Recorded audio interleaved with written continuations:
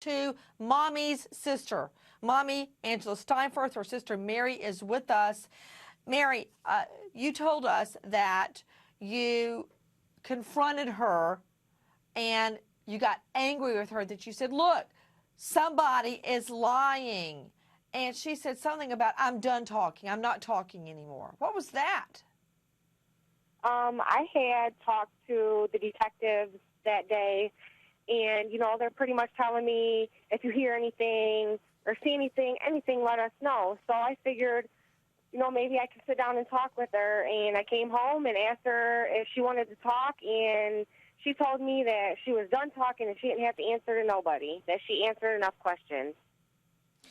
See, Mary, do you have children? Yes, I do. How many?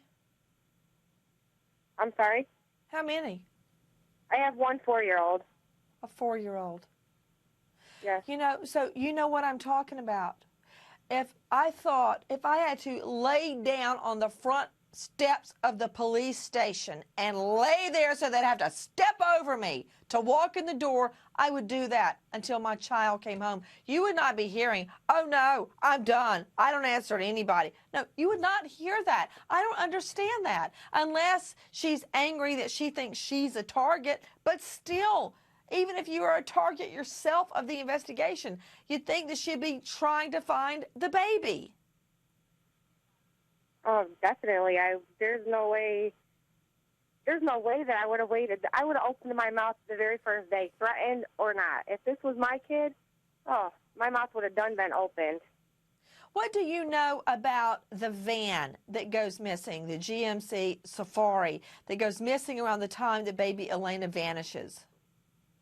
When I got the phone call to go over to the boyfriend's house, when I got there, the van wasn't there. It wasn't in the alley. It wasn't down the street. It wasn't across the street. We looked all night until 3 o'clock in the morning. There was no van. And, then Stephen comes home from questioning, and the van appears.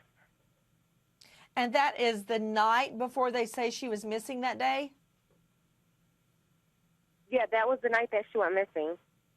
Where are they saying they went that night? Because the neighbors saw your sister and the boyfriend getting into the van at about midnight.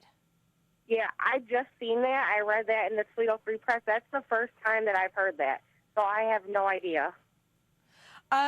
Mary, who else in the family saw the baby that day? This was Sunday around 1 o'clock when basically all hell broke loose, when Stanford Jr. comes over there to get the baby, then Senior shows up, and then they say, oh, the baby's gone. Who else saw the baby alive that day? I'm not sure. My sister for sure. She's saying that she's seen her. Stephen was the one that was supposed to be checking on her when she was taking her nap. I'm guessing that Stephen's mom and dad were both in the house. I'm not hearing that anybody else. I haven't heard anybody else's names, but it's just funny that the day that she comes up missing, nobody's in the house, but any other day, they're all in there. Mary, this is my problem. Okay.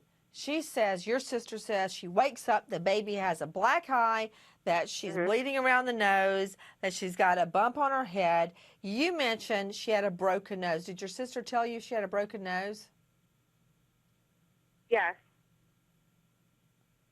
Okay, that's the first I've heard that the nose was broken. How did she know the baby's nose was broken? Did it look broken? I'm guessing that the way that it was bleeding, that there was, for it to be bleeding as much as it was, she thought it was broken.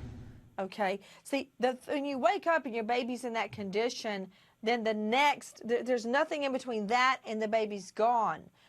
Did your sister give you any storyline about what happened from the black eye to the baby's gone?